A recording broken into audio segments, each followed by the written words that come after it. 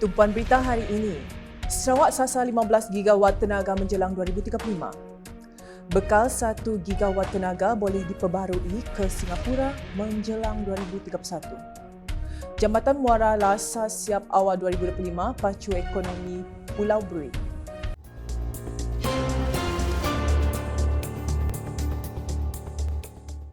Salam sejahtera dan salam Sarawak Maju Makmur bersama saya Janet Bennett. Kerajaan Sarawak telah menetapkan sasaran untuk melipat gandakan kapasiti penjanaan tenaga boleh diperbarui kepada 15 gigawatt menjelang 2035. Premier Sarawak Datuk Petinggi Tan Sri Dr. Abang Abdul Rahman Zahari Tun Datuk Abang Openg berkata, pelan jangka panjang ini adalah sebahagian daripada komitmen untuk memanfaatkan sumber semula jadi dan dasar strategik bagi mendorong pertumbuhan wilayah. I think what we do now is we have to have a long-term policy right up to 2035. Our target by 2030, we are able to produce 10 gigawatt. Though our needs, the domestic need is very much less than that. So in other words, your surplus to be shared with our partners. And then by 2035, we hope to increase up to 15 gigawatt, and that will enable us to produce the right power mix and to be shared with our neighbors. So in other words, what I'm saying here is we have to have a firm policy, and we have that policy towards 2035. We see what happens. Beliau berkata demikian ketika ditemu bual selepas menjadi panel jemputan dalam perbincangan tumpuan pada pameran dan persidangan petroleum antarabangsa Abu Dhabi 2024 pada Rabu. Menurutnya, kapasiti penjanaan tenaga Sarawak kini adalah 5.7 gigawatt, di mana 62% daripada tenaga itu dijana melalui hidroelektrik di empangan batang air, bakun dan murum. Manakala gas menyumbang 21%, arang batu 16%, diesel 1%, manakala tenaga alternatif seperti biomas, solar hybrid dan loji mikrohidro menyumbang kurang daripada 1%. Jelasnya empangan baleh dengan kapasiti 1.3 gigawatt sedang dalam pembinaan dan dijangka beroperasi menjelang 2027, memberikan peningkatan kapasiti yang signifikan seterusnya. Yes, at the moment we produce 70% on hydro and 30% non-hydro. In other words, we are already having clean energy, and we have developed it for the past 20 years in terms of hydro production of electricity. And because of our advantage, because we are in the tropics, we got a lot of rivers, and we make use of our strength there to produce clean energy, not only for Sarawak, but also we share through our what we call Borneo Grid with our neighbors, Indonesia, Brunei, and the rest in Kalimantan. Dalam pada itu, beliau memberitahu Sarawak kini sedang dalam perbincangan untuk membekalkan sehingga 1 gigawatt tenaga boleh diperbarui ke Singapura menjelang 2031. Projek ini yang melibatkan Sarawak Energy dan Sembcorp Industries dari Singapura termasuk kabel dasar laut berkapasiti tinggi sepanjang 700 km dengan pembinaannya diuruskan oleh Singapura dalam tempoh 6 hingga 7 tahun. Dengan pembiayaan yang masih dalam rundingan, Keppel Corporation telah menunjukkan minat dan Sarawak sedang mempertimbangkan bekalan tenaga ke Johor yang dipacu oleh pertumbuhan industri dan permintaan pusat data. And there is what we call common zone, economic zone between Johor and Singapore.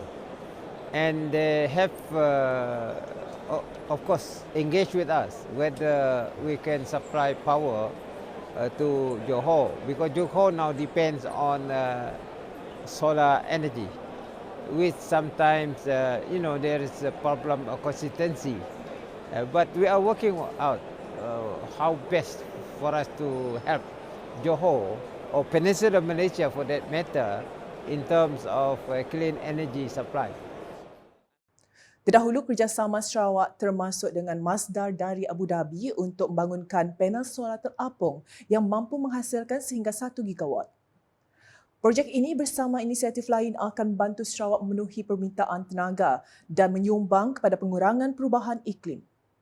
Turut mengiringi Premier Sarawak semasa lawatan kerja rasmi ke Abu Dhabi ialah Timbalan Premier Sarawak Datuk Amar Wan Tengah Ali Hassan, Menteri Utiliti dan Telekomunikasi Datuk Sri Julaiha Hinarawi, Setiausaha Kerajaan Sarawak Datuk Amar Muhammad Abu Bakar Marzuki, Timbalan Menteri Tenaga dan Kelestarian Alam Sekitar Datuk Dr. Hazlan Abang Hipni, Timbalan Menteri Perancangan Bandar, Pentadbiran Tanah dan Alam Sekitar Datuk Len Talif Saleh, Pengerusi SEB Datuk Ibrahim Baki serta pegawai-pegawai tertinggi Kerajaan Sarawak.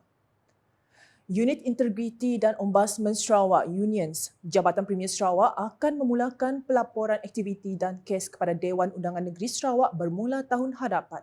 Speaker Dewan Undangan Negeri Sarawak Tan Sri Dato' Amar Muhammad Asfiawan Nasar memberitahu pihak Unions telah membuat persiapan dan membuat perangkaan dengan mengikuti sistem Westminster. Menurutnya, Premier Sarawak Datuk Patinggi Tan Sri Dr. Abang Abdul Rahman Zohari Tun Datuk Abang Openg juga telah mencadangkan penggunaan sistem Ombudsman Sweden bagi memastikan laporan yang dikemukakan oleh jawatankuasa kira-kira wang awam atau ombudsman tidak disalahgunakan oleh pihak eksekutif. So, the Premier is adopting the Swedish ombudsman system in order to prevent report made by the Public Account Committee or Ombudsman from being weaponized by the executive, so that the vicious circle or cycle among those who are in the position to use does not abuse the report given by the Public Account Committee or by the Ombudsman. That is the main issue, so that the report is not weaponized by anyone, by the executive, against past ministers or past politicians. Beliau berkata demikian ketika ditemui media selepas menyempurnakan program bengkel rasuah dan liability undang-undang untuk ahli Dewan Undangan Negeri Sarawak di Pusat Konvensyen Borneo Kuching pada Jumaat. Dalam pada itu, Timbalan Menteri di Jabatan Premier Sarawak, Integriti dan Ombudsman Datuk Dr. Joanna Jaya berkata, pelaporan tersebut tiada beza dengan pelaporan yang dibuat oleh jawatankuasa kira-kira awam. Katanya, laporan tersebut akan mengikut standard yang dibuat oleh negara-negara Skandinavia seperti Sweden, Finland dan sebagainya. Pembinaan Jambatan Muara Lasa sepanjang 2.43 km yang menelan belanja lebih RM597 juta dijangka siap sepenuhnya pada 19 Januari 2025. Projek yang kini mencapai tahap 96% mula dibina pada 22 Mac 2019 dan bersedia untuk memberi nafas baharu kepada mobiliti dan pertumbuhan ekonomi setempat apabila dibuka kepada umum awal tahun depan.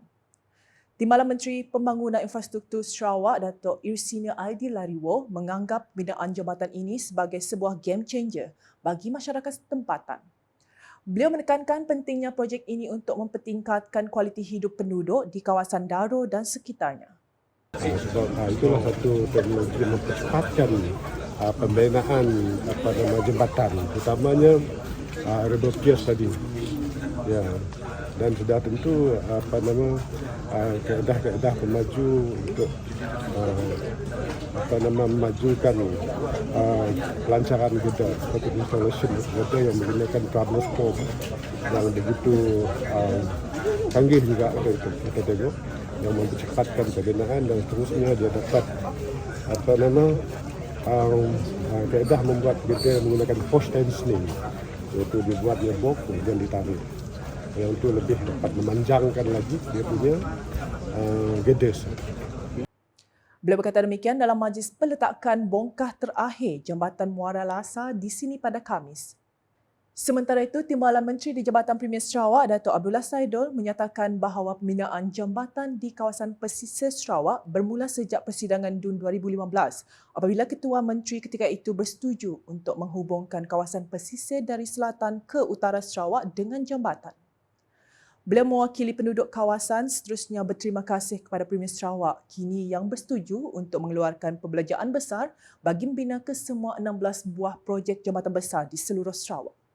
Dan mewakili warga Pulau Bruit, kami merasa bangga dan rasa terharu kerana pulau rasanya satu-satu selain daripada Pulau Pinang lah kot, satu-satunya pulau di Malaysia yang dibungi oleh 2 jambatan. Dan salah satu jambatan yang kita ada hari ini ialah jambatan yang kedua terpanjang sekali di Sarawak. Saya harap sistem penghubungan pesisir ini nanti akan dapat membantu masyarakat kawasan pesisir untuk secara tidak langsung menaik tarafkan sosioekonomi mereka, sistem penghubungan dan sebagainya. Budaya dan tradisi unik di Sarawak harus dipelihara bagi memupuk semangat perpaduan dan harmoni yang menjadi asas kepada keistimewaan negeri ini. Timbalan Premier Sarawak Dato' Amar Awang Tengah Ali Hassan memberitahu Sarawak terkenal dengan kepelbagaian etnik dan budaya yang ditonjol menerusi program kebudayaan yang menarik. Sarawak terkenal dengan kepelbagaian etnik dan budaya dan kita bangga dengan keharmonian yang terjalin antara masyarakat yang pelbagai. Kendang sebagai salah satu elemen seni budaya memainkan peranan yang sangat penting dalam menyatukan komuniti di samping menjadi medium komunikasi dan pengucapan dalam upacara tradisi dan keagamaan. Beliau berkata demikian menerusi teks ucapan yang dibaca oleh Timbalan Menteri Pembangunan Wanita, Kanak-kanak dan Kesejahteraan Komuniti Sarawak Datuk Rosie Yunus pada Majlis Perasmian Sounds of Drum Taste of Borneo 3.0 pada Khamis. Beliau juga berharap program seumpamanya akan terus dianjurkan dan menjadi jambatan budaya yang menghubungkan generasi tua dan muda. Acara Bermukun Se-Borneo yang membuka tirai pada 7 hingga 11 November ini akan menjadi platform untuk mengukuhkan budaya dan tradisi bermukun 3 negara iaitu Malaysia, Brunei Darussalam dan Republik Indonesia. Pengarah bahagian program radio Jabatan Penyiaran Malaysia, Saiful Zaman Yusof berkata, meskipun dipisahkan oleh kelainan bahasa dan dialek, ia tidak menjadi penghalang untuk ketiga-tiga negara di Kepulauan Borneo ini bersatu menjayakan satu program yang bermakna dalam mempamerkan budaya dan tradisi bermukun ini. Walaupun kita berlainan bahasa, kita berlainan dialek, tetapi kita mempunyai satu haluan, kita mempunyai satu kawasan, iaitu untuk kita menerapkan, kita mengekalkan budaya itu supaya tidak terkenalan zaman dan tidak dilupakan, dan sama-sama untuk kita mengangkat budaya itu sebagai sebuah turun-temurun pada masyarakat. Beliau berkata demikian dalam sidang media di Pejabat Radio Televisyen Malaysia RTM Kuching pada Jumaat. Malaysia akan diwakili seramai 9 peserta daripada RTM, manakala Brunei Darussalam dan Republik Indonesia masing-masing menghantar 3 orang wakil daripada Radio Televisyen Brunei RTB dan Radio Republik Indonesia RRI.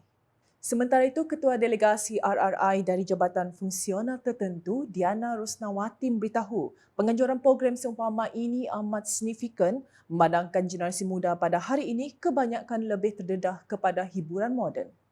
Mari kita ajarkan, kita ajak generasi muda kita yang ada di negara masing-masing untuk juga turut serta melestarikan budaya bermukun ini. Sekarang memang era distribusi radio dan era globalisasi memang cukup maju, di mana budaya-budaya luar itu dengan begitu mudahnya bisa masuk dan mempengaruhi generasi muda kita. Jadi sudah tanggung jawab kita, tugas kita bersama. Mari kita terus lestarikan budaya Borneo ini, budaya kita yang memang beragam dari berpantun, kemudian berbukun dan sebagainya agar tetap lestari dan abadi melalui. Ketua Unit Harmoni FM yang merupakan Ketua Delegasi RTB Nur Hawadah Ramli pula berkongsikan hiburan bermukun di negara Brunei Darussalam semakin mendapat perhatian, malah mulai disertai oleh pemukun-pemukun muda.